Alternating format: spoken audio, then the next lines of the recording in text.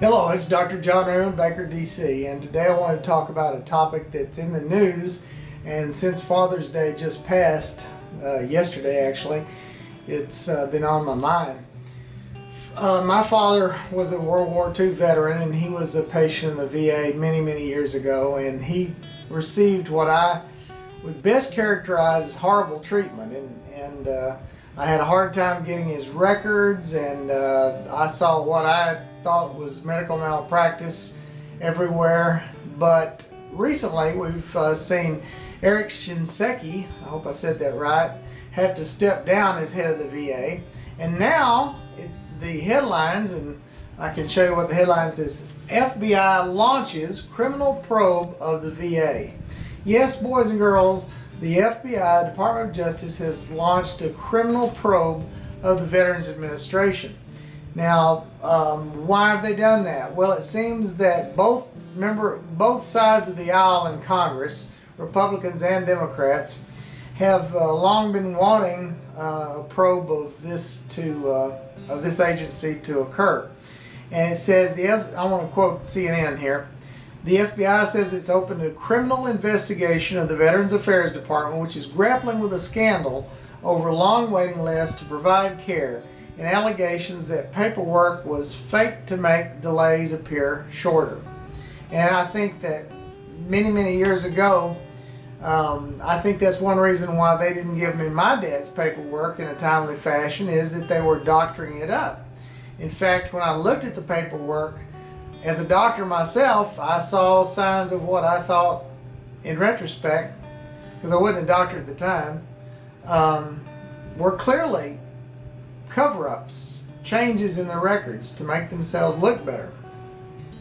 FBI Director James Carney told a White House hearing on Wednesday the Bureau's Phoenix office has joined an ongoing review by the VA Inspector General. The move at least partly satisfies requests from key members of Congress from both parties who have passed for a full probe by the Justice Department as the scandal accelerated in recent weeks and led to the resignation of VA Secretary Eric Shinseki in May. Apparently, they're going to launch a full-blown criminal probe if any of the information meets the standards for doing so. And I know that when my dad was in the VA, the care he got was that the person that was in charge of oncology, when she heard that 25 veterans had died from MRSA infection, said, "Good, more beds." She had a cold and uncaring attitude toward the veterans, and I think that's deplorable and despicable. And I don't care if you're a doctor in Hicksville or a doctor in the biggest VA in the country. It's horrible for any doctor to have that attitude.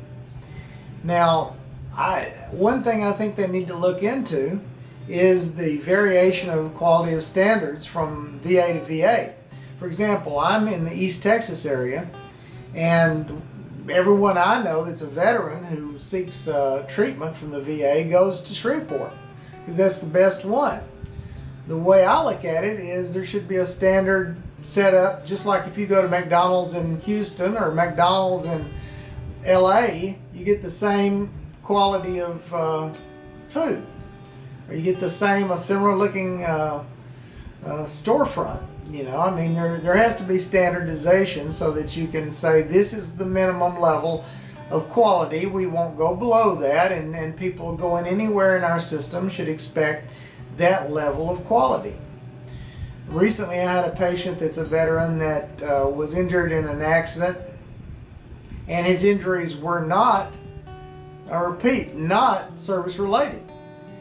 However, the VA undertook to provide some care that was, I won't say inappropriate, but I won't say it was appropriate either. But it was bumbling in my evaluation of it. And when I wanted to get imaging done of a body part, they went, "Oh no, we're going to do surgery on that body part." Well, there wasn't any imaging done of that body part, so you don't know if surgery is appropriate or not appropriate. They were telling me, "No, you can't do it. Don't touch that area." Well, It's none of your damn business whether I touch that area. You've already told the vet that the other serious problems he's got that you're not treating and you've known about for a while, you say that's not service related, so you're not going to do a damn thing about it. So you can't say we're not treating this service related, but you're going to tell a private doctor that's seeing this patient, you can't do X, Y, or Z because we're going to do it. No, you're not if it's not service related. Your standard has to be a standard. That means you're not going to deviate. You're not going to say, well, we'll not treat anything that's not service related today, but what the heck, tomorrow we'll give some stupid physical therapy that doesn't really do a damn thing, but maybe, that's something we'll do. And then the next day you change your mind and do something. That's ridiculous. And that's why there's been ongoing problems with the Veterans Administration. That's why there was problems decades ago when my dad was there. That's why there's problems now. And guess what? That's why you, the Veterans Administration, are going to be probed by the FBI. Sounds like an alien abduction. You're going to be probed. But that's why there's a criminal investigation of you, the Veterans Administration, now. Because veterans have died. They've died because you possibly faked paperwork. There was secret waiting lists, as I understand. I mean, I'm getting my information from the paper just like you do, from the media. But at the very least, what I don't want to hear is some government official to say mistakes were made. No, I want to know who made the mistakes and why they're not in prison. Because you know what? If just one veteran died because you slipped up, you didn't give a crap, you faked the papers to make it look like you were taking care of business when you weren't, you were putting them on a secret waiting list. If just one veteran died, heads need to roll, and some people need to be looking out the world through bars. And that might sound fairly draconian, but let me say this. I support the troops. I don't always support the wars. I don't always support the administration.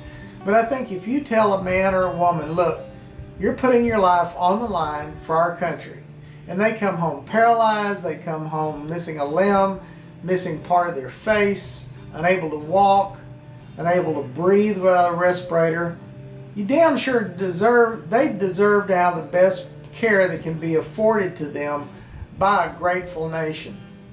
And I think that if all you have to do is look at some of the quotes from Abraham Lincoln, letters he wrote to the mothers of dead sons that died in the Civil War, other things that he wrote about veterans and our duty to veterans.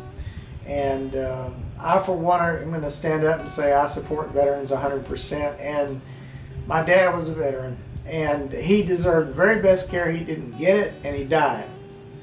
And I don't want to see another family be told that, to quote the doctor that called me, that your dad is expired. No, that people don't expire, they die.